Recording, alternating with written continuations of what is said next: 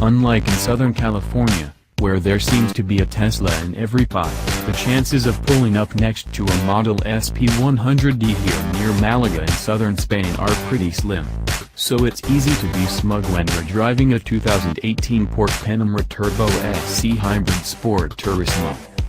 Use its launch control, and Porsche says the plug-in hybrid can hit 60 miles per hour from a dead stop in just 3.2 seconds. I'm pretty sure we can take the poor soul in the aging Kia Picanto. From the looks of things, we can't take everyone. Here, the 86 horsepower Picanto has some balls. Porsche has been in the electrified car business for some time, but the going has been slow. The German automaker's best-known hybrid, the 918 Spider Hypercup, hit in 2013. About 1,200 were built.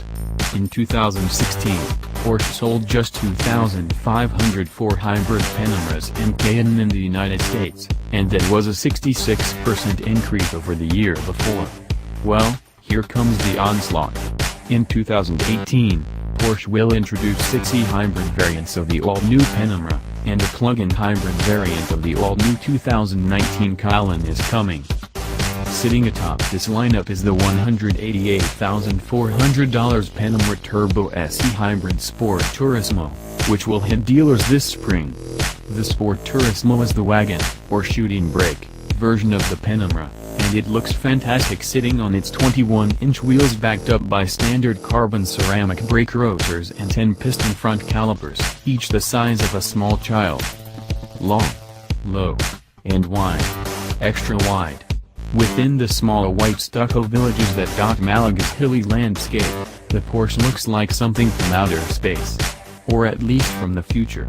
Locals look up from their cigarettes and drop their jaws, turning their heads slowly like they do in movies, pointing with fingers and phones. Women, wearing scarves, reach for their children. Maybe it's the burble of the Panamera's twin-turbo V8 that grabs their stare. It sounds like it makes 550 horsepower all by itself, and it does. The electric motor sandwiched between the engine and the 8-speed dual-clutch PDK automatic transmission adds an additional 136 horsepower. Porsche says the big buck hatchback utilizes a boost strategy derived from the 918 Spider, and the result is 680 horsepower at 5,750 revolutions per minute and 626 pounds-to-foot of torque at just 1,400 revolutions per minute. The electric motor is powered by a liquid-cooled lithium-ion 14.1 kWh battery pack mounted behind the rear suspension under the cargo floor. It alone adds 280 pounds to the portly Porsche, which weighs more than 5,000 pounds. But its placement lowers the vehicle's center of gravity and helps offset the mass of the front-mounted engine, motor and transmission.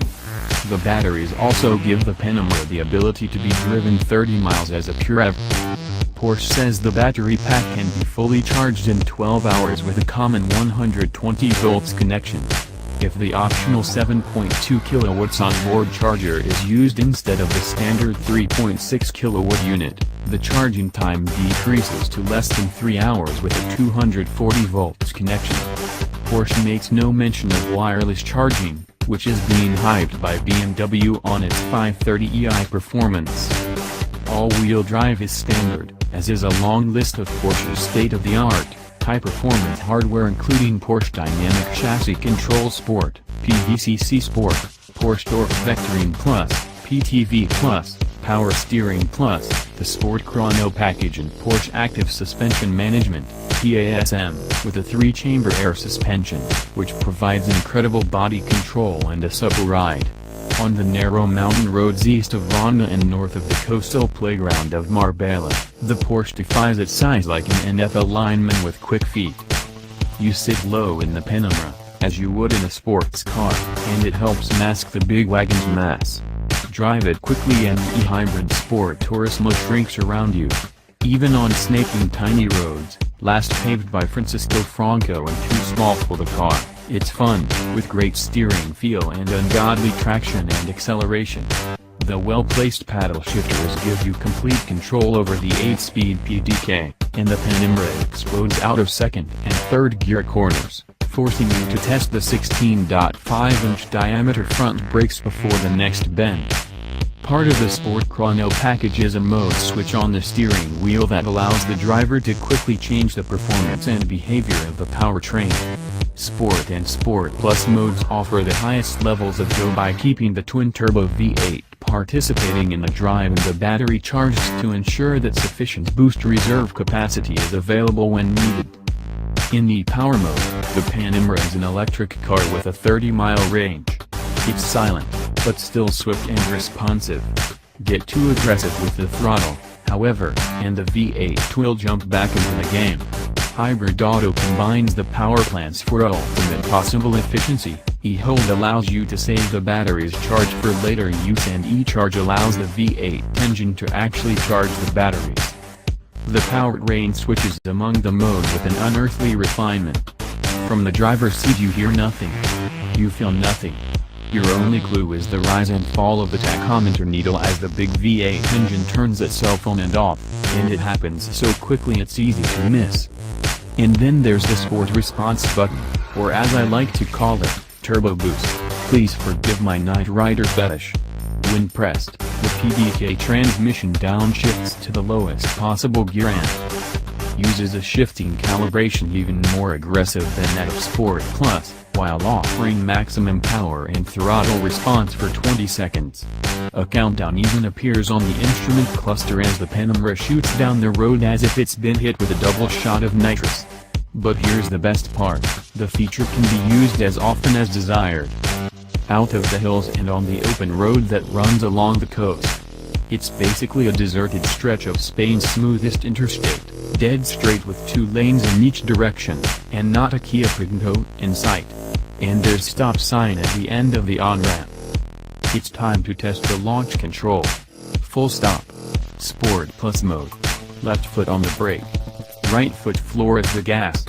The mighty V8 roars like a caged beast as the tach needle jumps to 5,000 revolutions per minute. Left foot off the brake. There's a pause.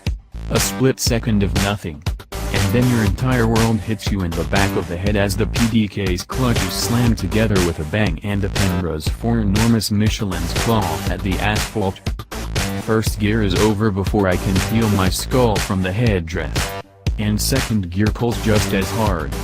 Then the PDK snatches third right on the engine 6,800 revolutions per minute redline.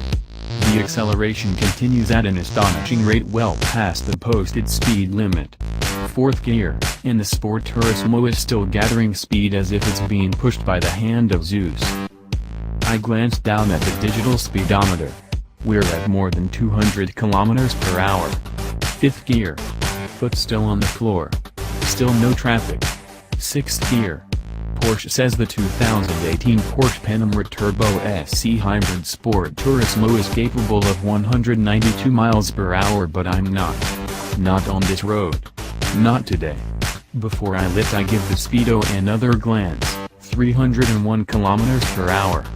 That's 187 miles per hour and it was still accelerating. Effortless. Steady as a rock. No drama. I could have steered it with one hand. Wow. Later that night over drinks, the Panamera director of powertrain tells me that the Panamera's awesome stability is due in part due to its Porsche Active Aerodynamics (PAA) system, which manipulates the angle of the rear spoiler depending on speed and need.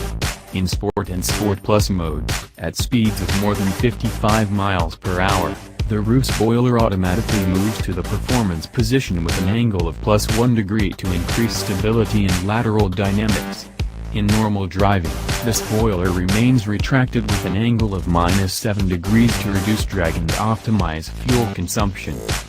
Porsche says overall range and EPA-rated fuel economy numbers will be released closer to the Panamera Turbo SE Hybrid Sport Turismo's on sale date.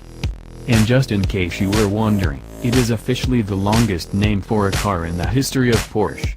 They saved it for a good one.